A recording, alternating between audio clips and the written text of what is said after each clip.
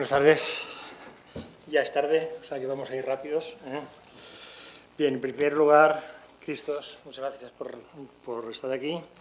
Al capítulo de ISACA Valencia también, y esta oportunidad de poder compartir 2 o 3 minutillos del punto de vista de qué está haciendo la Generalitat Valenciana en materias de ciberseguridad. A lo largo de estos días de Congreso hemos podido revisar los distintos enfoques que se dan a la hora de abordar la cuestión de la seguridad en Internet de las cosas, así como analizar las responsabilidades que tienen los distintos actores de la ciberseguridad. Llegados a este punto, lo que ha quedado claro es la importancia de concienciar y formar. La digitalización es un fenómeno imparable y las nuevas tecnologías que emergen a diario deben venir acompañadas de políticas e iniciativas que refuercen la monitorización y la protección contra las intrusiones, los ataques, tanto a nivel individual como colectivo. Esta es la única forma de llegar a reducir los riesgos potenciales que en esta nueva realidad está generando. La Generalitat Valenciana se encuentra en un momento, la Generalitat Valenciana, como todas las administraciones, se encuentra en un momento delicado, ya que desde la Dirección General de Tecnologías, que yo tengo el honor de dirigir, estamos abordando un ambicioso plan de transformación digital para adaptarnos a esta nueva realidad, en la que ya vive nuestra sociedad y en la que estamos conectados a través cada vez de más y más dispositivos. Pero así como nos hemos visto forzados a responder ante la demanda de conectividad y servicios digitales que nos llegan desde esta nueva sociedad, de nuestros ciudadanos, también debemos asegurarnos de que los proveedores y facilitadores de estos servicios estemos preparados ante la llegada de nuevas amenazas derivadas del Internet de las cosas. Es decir, la Administración es la primera que debe proveer entornos seguros y promover prácticas seguras. Estamos obligados a preparar a la sociedad a lo que viene, a protegerla, a formarla, a crear cultura de ciberseguridad que les permita estar alerta. Hay que conocer los riesgos para poder evitarlos. Tenemos un ejemplo de la semana pasada, ¿no? El ejemplo de denegación de servicios que hemos tenido es muy ilustrativo, como ya se habrá comentado, supongo, en este foro. Hay que concienciar a la población y a las empresas que los ataques ahora pueden realizarlo ejércitos de frigoríficos, vigilas bebés, webcams o lo que sea. Está ahí. Y los malos lo saben utilizar y lo saben utilizar para sus propósitos un tanto peculiares. Bueno, la seguridad ha pasado de ser un elemento clave en toda la estrategia de seguridad de la Dirección General de Tecnologías de la Información. Es un elemento que teñirá toda nuestra actividad y que nos dará perspectiva en cada paso. Hemos elaborado el plan estratégico TIC de la Generalitat Valenciana, que incorpora la ciberseguridad como un objetivo estratégico que desarrolla una serie de líneas de acción específicas que ayudarán a generar esta cultura de la ciberseguridad. El plan prevé, entre otras cosas, desarrollar políticas e iniciativas que ayuden a generar confianza en los servicios electrónicos. Hemos de proveer servicios electrónicos y hay que proveer servicios electrónicos seguros, que sean seguros. Mejorar y ampliar las capacidades y las funciones del Centro de Seguridad TIC de la Comunidad Valenciana a través de un nuevo contrato donde vamos a invertir 7,6 millones de euros a 4 años. Es decir, hay una inversión importante en materia de ciberseguridad dentro de la Generalidad. Y otra cosa que pretendemos es convertir a la Generalitat en un referente necesario en la comunidad en materia de ciberseguridad. Por último, queremos fomentar la cultura de la ciberseguridad a través de planes de formación, concienciación y comunicación. Comentábamos antes en la antesala, es decir, que hemos de comunicar mejor. Este es un tema que seguimos pensando, que no pasa nada, que lo mío no es importante y sí que pasa y lo tuyo es importante. Por tanto, hay que ir concienciando a la población. Hay que exigir que lo que compramos sea seguro. Ahora pedimos que tengan muchas cosas, ¿no? Pero nunca hablamos de seguridad. Ahora hay que exigir que lo que compremos sea seguro. Y ese paso hacia la ciberseguridad se dará cuando la ciudadanía sea consciente de que eso es una necesidad que tiene. Bien, nosotros tenemos el Centro de Seguridad TIC de la Comunidad Valenciana, que es un centro que está en pleno proceso de cambio y que vamos a adaptarlo para hacerlo muchísimo más eficaz, si es que ya no lo era. El nuevo CSIR va a ejercer una labor fundamental en la concienciación y en la formación, en estos aspectos que he hablado. De hecho, A excepción de la formación interna de la Generalitat de los empleados públicos, toda la oferta formativa de empresas y ciudadanía en cuestión será coordinada y gestionada por este centro. Los planes de formación y concienciación deben sensibilizar a la población sobre los graves riesgos y consecuencias del uso indiscriminado de Internet y los dispositivos, así como sobre la necesidad de que la ciberseguridad sea el valor que nos permita disfrutar de las grandes ventajas que estas tecnologías aportan. Una máxima en ciberseguridad es que si no empezamos ya, llegamos tarde. Pues empecemos ya, que si no llegaremos tarde, ¿eh? Y hay que tener en cuenta que la Administración Pública, como Gobierno, esto es una responsabilidad de gran calado. Debemos contribuir a que Internet y todo lo que la rodea sea más seguro en nuestra sociedad. Como ya contribuimos en el pasado, las administraciones contribuimos a que la gente se pusiera el cinturón de seguridad, a que no bebiera el volante. Es decir, hemos creado culturas de seguridad. Pues en este aspecto hay que generar una cultura de seguridad. Bien, un poco a efectos de que conozcan la actividad del Centro de Seguridad TIC de la Comunidad Valenciana. Estamos procesando diariamente una media de 300.000 alertas diariamente en toda la red de la Generalitat, ¿eh? Afortunadamente esto no significa que tengamos 300.000 incidentes, ¿no? Todo esto ha supuesto desde 2007 que hemos generado 6.000 incidentes de seguridad, de los cuales 130 de ellos han sido críticos, ¿eh? A nivel un poco de este centro, pues tiene 4.700 seguidores en redes sociales y hemos formado desde ese centro a más de 32.000 alumnos en aspectos de seguridad. El nuevo CSIR va a incluir un plan de capacitación en ciberseguridad que establecerá acciones dirigidas a distintos colectivos, en especial aquellos especialmente desprotegidos o amenazados o con riesgo de exclusión. Para estos colectivos se definirán y diseñarán campañas de concienciación y formación presencial online. Está previsto que estas campañas se desarrollen mediante cursos, juegos, aplicaciones, eventos, ponencias, además de contenidos específicos dentro del portal CSIR. En fin, para acabar, tanto CSIR como mi Dirección General como la Generalitat vamos a seguir trabajando en materia de la ciberseguridad en la Comunidad Valenciana. Y en ese camino ofrecimos nuestra colaboración a las entidades, a todo el sector que lo soliciten, para unir fuerzas y aumentar sinergias y promover el intercambio de experiencias. Nada más, queda a su disposición y muchas gracias por su atención.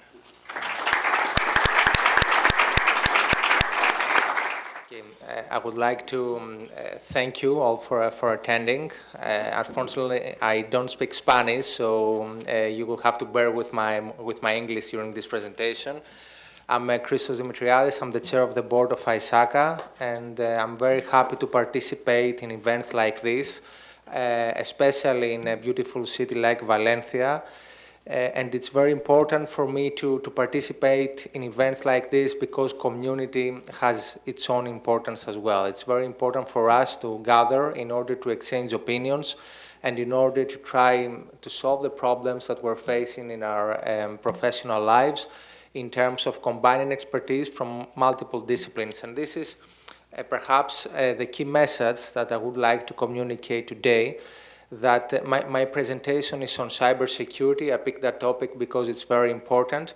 But what we say in ISACA is that we cannot have an effective cybersecurity capability without having an appropriate auditing framework in place for assuring that the right procedural, technical, organizational controls are really proving the cybersecurity capability of an organization.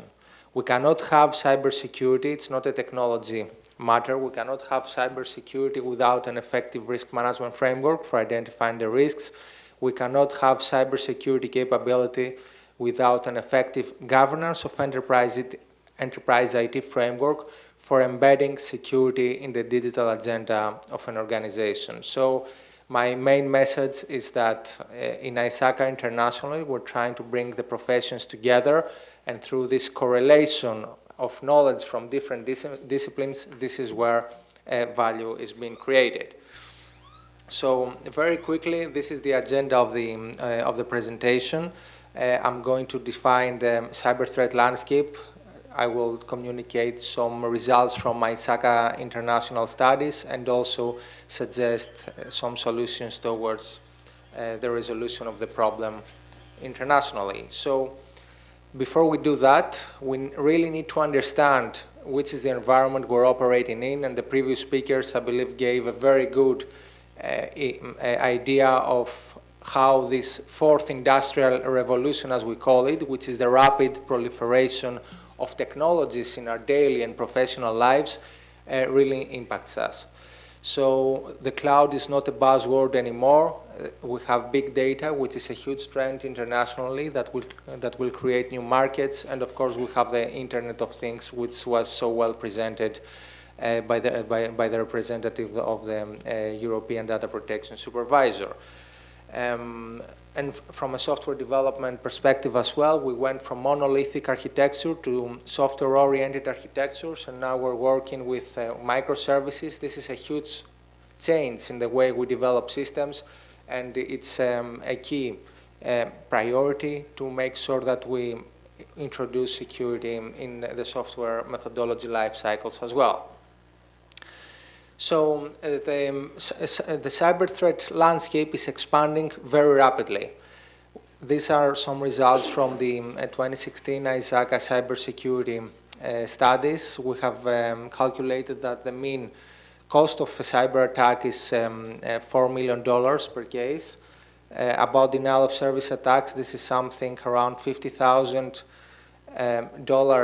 per hour, and if the attack is persistent, it's hundreds of thousands of dollars or euros. The time to contain an attack is 1 month, while in the case of advanced persistent threats, those may go unnoticed for more than 7 months.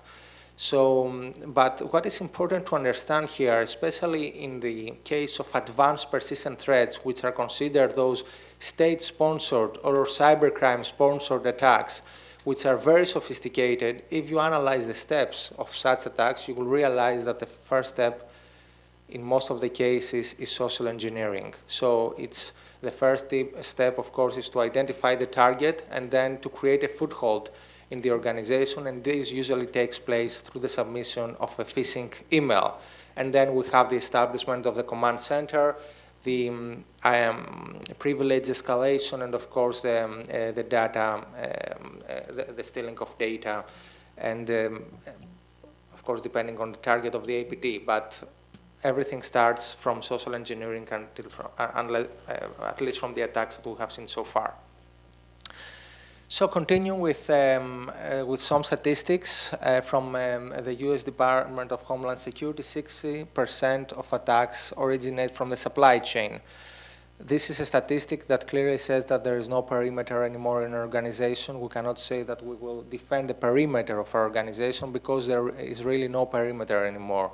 We have suppliers, we have many partners, we are right sourcing, we keep something internally, some activities internally, but many activities we outsource as well. So we have to make sure that we take the whole ecosystem into account when we're studying security.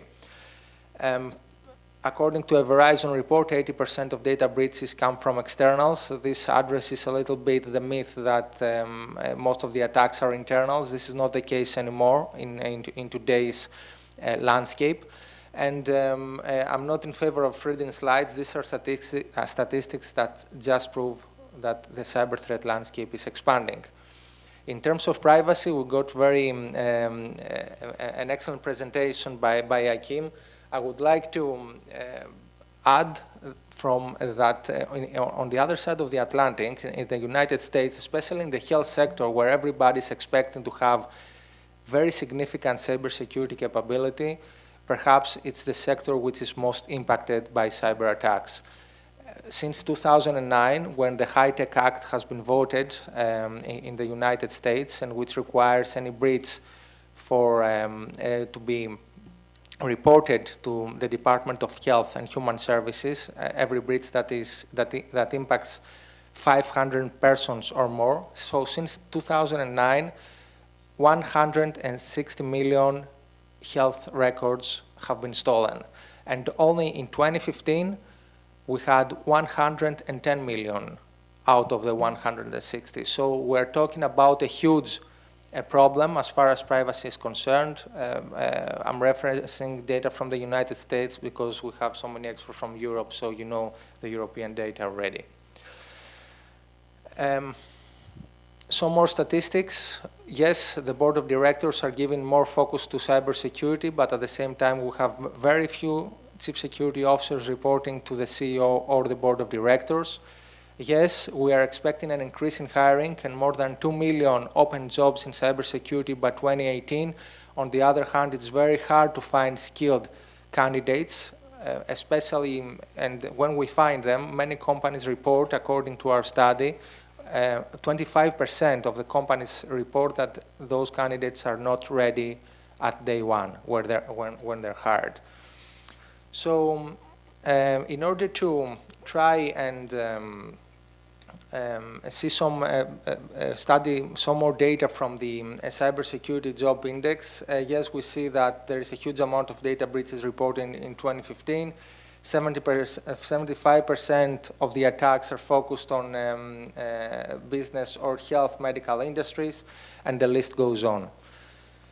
The problem is huge. The question is how we address the problem. And in order to address the problem, we have to ensure, as I previously said, a holistic solution.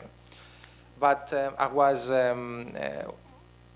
attending the speech of a former FBI director the other day, Robert Mueller, who said that there are two types of companies, those that have been hacked and those that will be hacked. So there is more or less certainty around hacking in an organization or a company. So the question is, what do we answer to a CEO of a company or to the head of a governmental agency when there is almost certainty that we will face a security incident, especially when major corporations have faced incidents, especially when major governments and very well-organized governments around the world have faced incidents.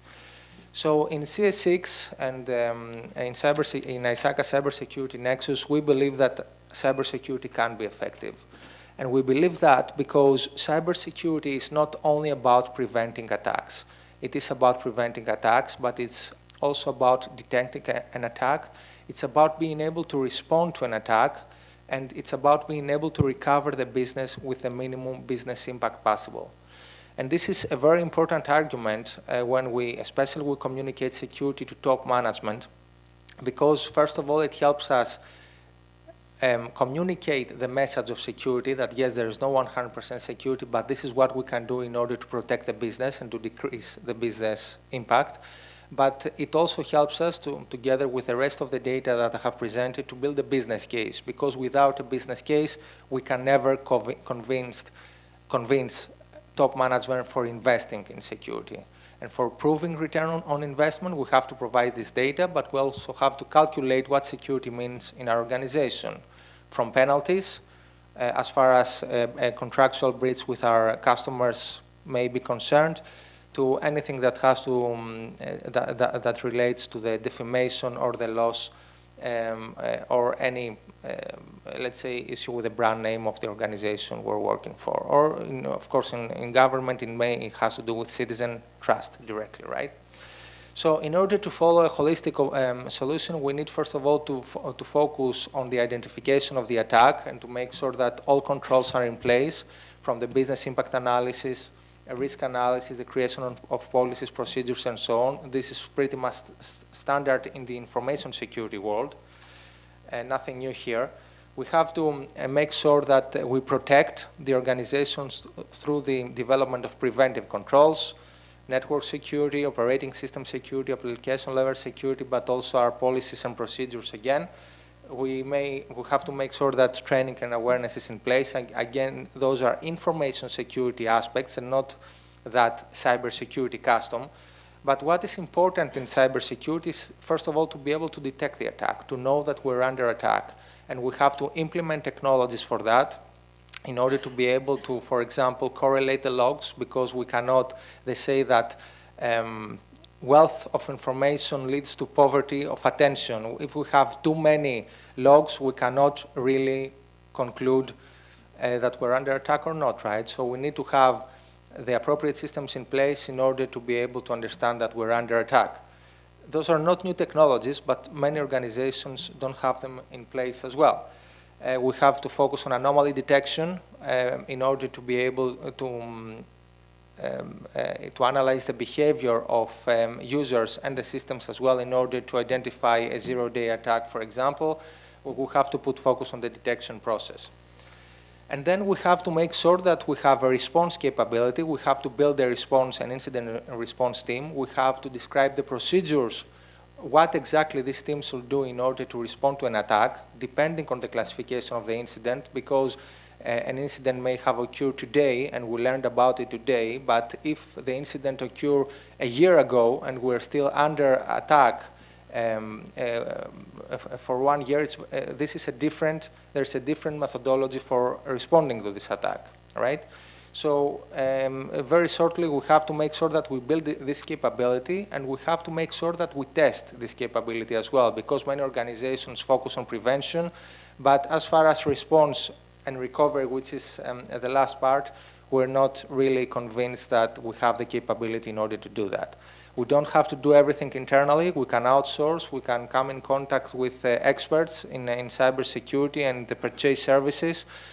We certainly need to have contacts with the authorities and the governmental bodies that are dealing with cybersecurity as a key part of this whole cybersecurity management life cycle. For more information, you can visit the webpage of Cybersecurity Nexus at ISACA. Again, we're trying to build a holistic program where we understand about cybersecurity not only from a technical perspective. As many of you know, ISACA has launched a platform that a candidate can train herself or himself and also get certified according to the test. This platform is not theoretical, it's practical. You log into a system, you receive the attack, you're trying to protect the system, to stop the attack, to recover the system, and so on. And this is something that universities around the world really love using because they can train their students. But this is only the technical part. In Cybersecurity Nexus, we are trying to complete the whole equation, which is very hard, with audit knowledge around cybersecurity, with governance of enterprise IT knowledge, and so on. And this is what we preach internationally. Cybersecurity fundamentals, it's worth visiting the site about learning more about this program. It's a very cost-effective, and most of the ISACA is a non-for-profit, so most of the material in ISACA are for free. So please feel free to visit the site and make your downloads. This is where the information can be found, cybersecurity.isaca, and in case you need more information about this, identify, protect, detect, respond, and recover. This is the US NIST framework for cybersecurity. In Europe, of course, we have our strategies and the strategy of each member state.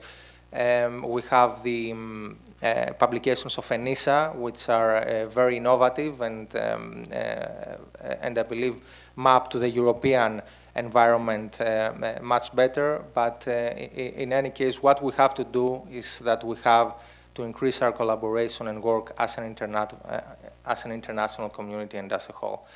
I know this is perhaps a very late presentation, so thank you very much for your attention.